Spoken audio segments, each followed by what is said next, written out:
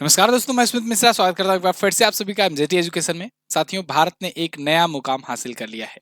भारत की defence agency DRDO इसने hypersonic missile का परीक्षण कर लिया है। इसी के साथ भारत उन चुनिंदा देशों में शामिल हो गया है जिसके पास हाइपरसोनिक मिसाइल वाली टेक्नोलॉजी है। डीआरडीओ ने अभी रिसेंटली एक सक्सेसफुल टेस्टिंग किया है हाइपरसोनिक मिसाइल का। इस मिसाइल के बारे में हम लोग जानेंगे डिटेल से, हाइपरसोनिक मिसाइल होती क्या है और साथ ही साथ ये कितना ज्यादा अहम होने वाला था, ये टेस्टिंग जो कि हो चुका है, अब भारत ने सक्सेसफुली कर लिया है। आज की टॉप स्टोरी यही बनी हुई है। भारत ने हाइपरसोनिक मिसाइल का दम दिखा दिया है और अब भारत उन चुनिंदा देशों जैसे कि अमेरिका, रसिया और चाइना, इन तीन देशों के बाद चौथा देश बन गया है ऐसी टेक्नोलॉजी वाली मिसाइल होल्ड करने वाला ऑफिशियली। तो इसके बारे में हम लोग जानेंगे, लेकिन एक जरूरी बात यह है कि रेलवे एग्जाम्स की जो लोग भी तैयारी कर रहे हो उनके लिए आज के दिन 20 रुपए में ये ई बुक कर दी गई थी। ये 99 रुपए की ई बुक आपको मात्र 20 रुपए में कर दी गई थी, 1100 प्लस साइंस स्पेशल की क्वेश्चंस की। तो इसको आप जा करके फटाफट से ले लो वरना ऑफर एंड हो जाएगा। इसके लिए आपको कूपन कोड क्या यूज करना है, साइंस कैपिटल लेटर में विदाउट एनी स्पेस, SIENCE आप लिखोगे ये कूपन कोड, तो आपको ये ई बुक प्राइस डाउन होकर के 20 रुपए में मिल जाएगी। कहां पर? एमजेटी ऐप पर। MJT app Google play store से डाउनलोड कर लेना, ठीक है। तो इसको जाकर के फटाफट से ले लो। रेलवे स्पेशल की ये ई बुक है। इसमें आपको प्रीवियस ईयर के क्वेश्चंस मिल जाएंगे रेलवे में जो पूछे गए हैं। इसके अलावा थ्योरी भी मिलेगा, प्रश्न उत्तर भी मिलेगा, डिटेल एक्सप्लेनेशन भी मिलेगा।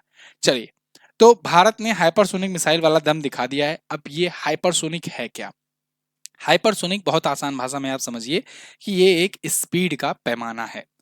जब भी कोई मिसाइल वगैरह जब साउंड से 5 गुना ज्यादा स्पीड से जब ट्रेवल करती हैं तो उसे कहते हैं हाइपरसोनिक। एक्चुअली मैं आपको पूरा ट्रेवलिंग का मैं रूट ही दिखा देता हूँ, कैसे कैसे कब क्या क्या कहते हैं। जब कोई ऐसा ऑब्जेक्ट होता है जो स्पीड ऑफ साउंड से भी कई गुना में वो ट्रेवल करता है तो उसे मैक नंबर से काउंट किया जाता है, क्योंकि बार बार हम लोग 332 मीटर पर सेकंड तो करेंगे नहीं गुणा, तो इसीलिए यहाँ पर बार बार ना गुणा करने पड़े, बार बार ना डिवाइजन करना पड़े, तो इसीलिए मैक नंबर बनाया गया।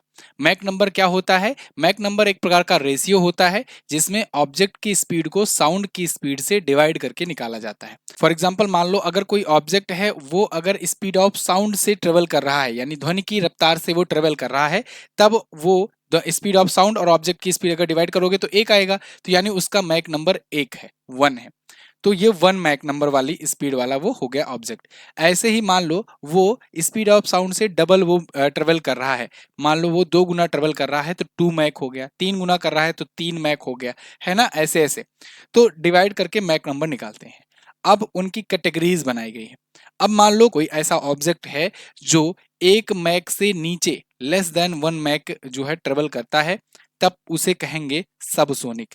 सबसोनिक जैसे आप वायुयान देखते हो, जनरली वायुयान जो होते हैं वो सबसोनिक होते हैं, या और बाकी के जो ऑब्जेक्ट, फ्लाइंग ऑब्जेक्ट है छोटे मोटे टाइप के, वो हो गए। अगर कोई ऑब्जेक्ट स्पीड ऑफ साउंड के बराबर ट्रेवल करता है, 1 मैक नंबर के बराबर ट्रेवल करता है, तो उसे ट्रांसोनिक या मोनोसोनिक कहते हैं।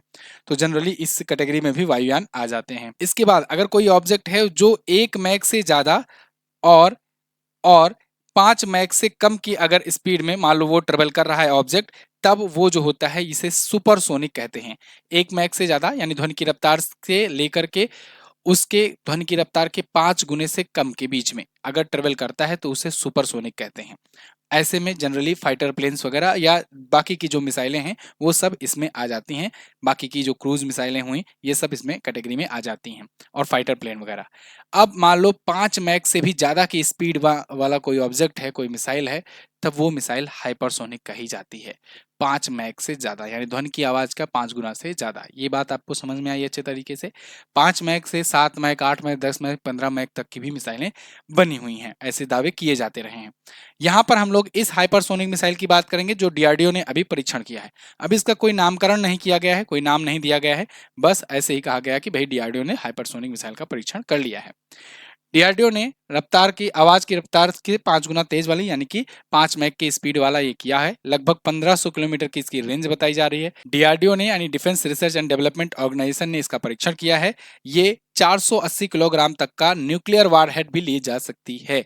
वारहेड क्या होता है, ये देखिए ऊपर जो हेड ये बना होता है ना, यहीं पर रखे जाते हैं पेलोड। पेलोड, वो पेलोड अगर न्यूक्लियर कैपेबल हैं, यानी न्यूक्लियर बम भी ले जा सकते हैं, तो उसे कहते हैं न्यूक्लियर कैपेबल मिसाइल। तो ये न्यूक्लियर कैपेबल है मिसाइल, और न्यूक्लियर वारहेड ले जा सकती है 480 किलोग्राम तक का। ठीक है, तो इतना बम ये ले जा सकती है। दूसरा ये कि ये लो ट्रेजेक्टरी में ये ट्रेवल करेगी। अभी ये ट्रेजेक्टरी भी मैं आपको आसान भाषा में समझाता हूँ क्या चीज़ है ये। लो ट्रेजेक्टरी में भी जाने की वजह से इसकी खास बात ये हो जाती है कि रडार वगैरह पकड़ नहीं पाते हैं। तो ये लॉन्चिंग की गई। अब भारत जो है देखिए, भारत, अमेरिका, रूस, चीन और नॉर्थ कोरिया, इन सबके पास ही केवल हाइपरसोनिक टेक्नोलॉजी वाली मिसाइलें हैं। नॉर्थ कोरिया वाला कोई देखा नहीं है। नॉर्थ कोरिया अपने आप को क्लेम करता रहा है। बाकी जो है इन देशों ने परीक्षण भी किए हुए हैं सक्सेसफुली। यहाँ पर देखो इसकी खास बात यह है, हाइपरसोनिक होने की वजह से इसको रडार नहीं पकड़ पाते हैं, क्योंकि रडार जो है, एक तो ये क्रूज मिसाइल है, इस वजह से रडार के रेंज में नहीं आ पाते हैं। दूसरा ये कि ये डिफेंस सिस्टम, कोई एयर डिफेंस सिस्टम जैसे S-400 हो गया, S-300 हो गया, या बाकी की आप आयरन डोम वगैरह, बाकी जितने भी दुनिया के हैं एयर डिफेंस सिस्टम, सबको ये चकमा देने में कामयाब है, क्योंकि जब तक उनके रडार इसको कैच करते हैं तब तक ये पहुंच चुका होता है, इतनी तेज इसकी स्पीड होती है। तो अभी आपने देखा ना, ईरान ने भी ऐसा क्लेम किया था कि ईरान के जो फतेह 2 मिसाइलें थी वो लॉन्च की गई थी, जिसकी वजह से आयरन डोम उसका चकमा खा गया था, और स्पैरो जो एयर डिफेंस सिस्टम है चकमा खा गया था इसराइल का। तो सारी मिसाइलें जो है जाकर के हिट करी हुई थी ईरान की। तो उस समय भी ये कहा गया था कि क्या ईरान ने हाइपरसोनिक मिसाइलें यूज करी हुई हैं, लेकिन उस समय ये भी क्लेम किया गया कि रूस ने अपनी मिसाइलें जो है ये दी होंगी, या मिसाइल टेक्नोलॉजी दी होगी ईरान को। तो ईरान ने खुद का बनाया नहीं है, हालांकि ईरान क्लेम करता है, लेकिन अभी ऑफिशियल नहीं है। जब ऑफिशियल नहीं है इसलिए हम लोग काउंट नहीं कर रहे हैं। ठीक है, अब बात करते हैं कि ये हाइपरसोनिक मिसाइल जो ये वाली है, ये क्रूज मिसाइल, ये बैलिस्टिक मिसाइल से किस प्रकार से अलग है। तो देखो, क्रूज मिसाइल और बैलिस्टिक मिसाइल में अंतर क्या होता है। क्रूज मिसाइल छोटी होती हैं साइज में, और इनको कहीं पर भी आराम से ले जा करके वहां से लॉन्चिंग की जा सकती है, किसी भी लोकेशन पे बहुत ज्यादा कठिनाइयां नहीं होती हैं। लेकिन जो बैलिस्टिक मिसाइलें होती हैं वो बल्कि होती हैं और बहुत बड़ी होती हैं। बहुत बड़ी और बहुत बल्कि होने की वजह से उनको समझ लो बहुत ज़्यादा पोर्टेबल नहीं रखा जाता। उनके लिए जगह फिक्स रहती है कि भई ये लॉन्चिंग पैड इनका यहीं बनेगा और वहीं रहेगा, वहीं से लॉन्च होगा, क्योंकि वो बहुत बल्कि होती हैं। दूसरी बात, जो आपका बैलिस्टिक मिसाइल होता है वो लॉन्च होने के बाद पहले जाती हैं अंतरिक्ष में। अंतरिक्ष में जाएंगी ट्रेवल करते हुए, तब जा करके वो टारगेट पर हिट करती हैं। इस वजह से वो जनरली रडार की पकड़ में आ जाती हैं, बड़ी आसानी से आ जाती हैं। भाई कोई भी ऑब्जेक्ट है, अगर रडार रडार जो होता है एक निश्चित रेंज पर लगा रहता है कि उसके ऊपर के ऑब्जेक्ट को वो देख पाता है। एक नीचे दूरी पर, अगर बहुत ज्यादा नीचे दूरी पर रहते हैं तो उसको रडार नहीं पकड़ पाता है। अब कई कई बार इसीलिए फाइटर प्लेन्स वगैरह को बहुत नीचे भी उड़ाया जाता है, जिससे रडार की पकड़ से बचा जा सके। इसके अलावा क्रूज मिसाइल जो होती हैं ये सीधा कंपेरेटिवली ज़्यादा ट्रेवल करती हैं लाइन ऑफ साइट में। तो लाइन ऑफ साइट में ट्रेवल होने की वजह से इनकी एक थोड़ा सा कह सकते हैं ना, इनकी कमी है कि ये बहुत लंबी रेंज नहीं कवर कर पाती हैं।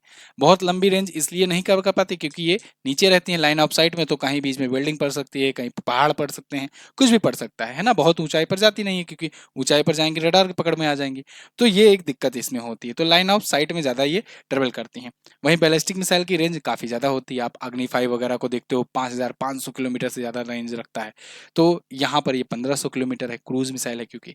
तो ये सभी चीज़ें होती हैं, लेकिन हाइपरसोनिक होने की वजह से ये इतनी ज़्यादा स्पीड रहती है कि एक पलक झपकते ही टारगेट को हिट कर देती हैं। आपने देखा था अभी कुछ दिन पहले एक न्यूज़ आई थी, कुछ साल पहले कह सकते हैं, पाकिस्तान में एक ब्रह्मोस अपनी छूट गई थी गलती से, जा करके वहाँ पर खाली ही हालांकि था, उसमें पेलोड नहीं भरा था, लेकिन वहां पर जाकर के पाकिस्तान में गिरी थी और वहां पर हिट की थी। तो फिर उसके रडार वगैरह भी चकमा खा गए थे, कोई किसी को पता भी नहीं चला। जब वहां पर देखा गया तब पता चला, अरे ये तो ब्रह्मोस है, ये तो इंडिया वाली मिसाइल है ना। हालांकि वो ब्रह्मोस थी, वो सुपरसोनिक थी, वो तो हाइपरसोनिक है भी नहीं। भारत अभी हाइपरसोनिक जो ब्रह्मोस सीरीज का बना रहा है वो ब्रह्मोस 2 है, और अभी वो डेवलपमेंट में है। तो वो वाला अभी ये नहीं है, वो रूस की मदद से भारत बना रहा है। तो वो बना लेगा तो फिर इनकी क्या हाल होगी। तो एक प्रकार से पाकिस्तान एक्सपोज भी हो गया कि भाई देखो, तुम्हारे जितने भी डिफेंस सिस्टम हैं, जितने भी रडार वगैरह हैं, सब रखे के रखे रहे, आकर के यहाँ ब्रह्मोस गलती से छूट करके आकर यहाँ पर हिट कर दिया। तो ये एक खास बात होती है, इसीलिए दुनिया चाहती है कि हाइपरसोनिक मिसाइल तक उसके पास टेक्नोलॉजी हो। भारत इससे भी पहले प्रयास कर चुका है।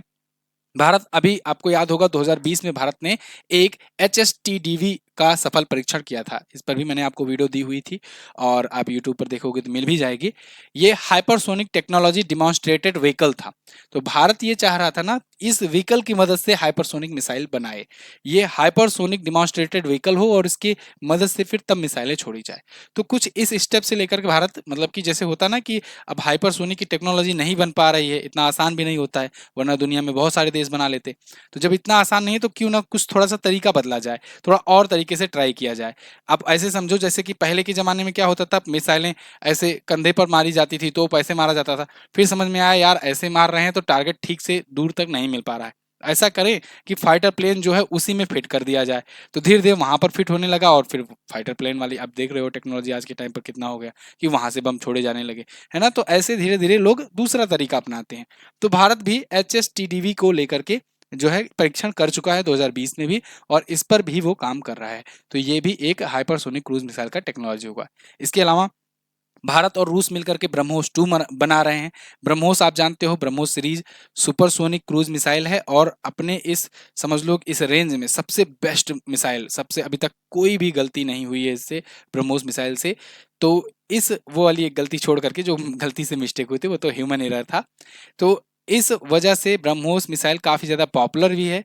ब्रह्मोस मिसाइल भारत और रूस के द्वारा मिल करके बनाया गया है और ये सुपरसोनिक क्रूज मिसाइल है। ब्रह्मोस बेसिकली भारत की ब्रह्मपुत्र नदी और रूस की मॉस्कोवा नदी के नाम से मिला करके इसका नाम पड़ा हुआ है।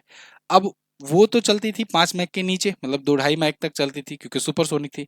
अब रूस ने ही भारत के साथ मिलकर उसका एक अगला उन्नत संस्करण बनाने को लेकर के शुरू किया। इसको लेकर एक प्रोटोटाइप भी दिखाया गया था एक एक्सपो में। तो उसमें दिखाया गया था ब्रह्मोस 2 बना रहा है डीआरडीओ और रूस मिल करके। तो ये साउंड से 7 से 8 गुना ज़्यादा होगा, यानी करीब 9000 किलोमीटर प्रति घंटे की रफ्तार होने वाली है। यानी 7 से 8 मैक की इसकी स्पीड होगी। तो ये हाइपरसोनिक होगा। हालाँकि ये अभी अंडर डेवलपमेंट में है। अब इस रेस में भारत भी आ गया है। आप सब जगह पर आर्टिकल वगैरह देख पाओगे। कल जो हैवलॉक द्वीप के नाम से पहले जाना जाता था, अब नाम द्वीप बदल करके डॉक्टर एपीजे अब्दुल कलाम द्वीप कर दिया गया है। उड़ीसा में स्थित है। इसी द्वीप से इसका परीक्षण किया गया इस मिसाइल का। ये उस टेस्टिंग का फुटेज है जो आपके सामने है, डीआरडीओ ने जो टेस्टिंग की हुई है। तो ये थी हमारी एनालिसिस। कैसी लगी आपको वीडियो कमेंट करके ज़रूर बताइएगा। ऐसी अगर और इन्फॉर्मेटिव जानकारियाँ चाहते हैं तो चैनल को सब्सक्राइब कर लीजिए। इसके अलावा आज के लिए सामान्य विज्ञान का ये जो ई बुक है मात्र 20 रुपए में कर दिया गया है आपके रेलवे एग्जाम्स वाले स्टूडेंट्स के लिए। तो आप इसको फटाफट से जा करके ले लो। Use code science capital letter में without any space, science coupon code use करोगे एनजेटी ऐप पर जा करके तो आपको ये बैच मिल जाएगा। बाकी जो लोग एनटीपीसी की तैयारी कर रहे हैं वो अर्जुन बैच ज्वाइन कर सकते हैं और हमारा करंट अफेयर का संकल्प बैच भी आप लोग ज्वाइन कर सकते हैं। मैं मिलूंगा अगली वीडियो में, तब तक के लिए नमस्कार, जय हिंद, वंदे मातरम।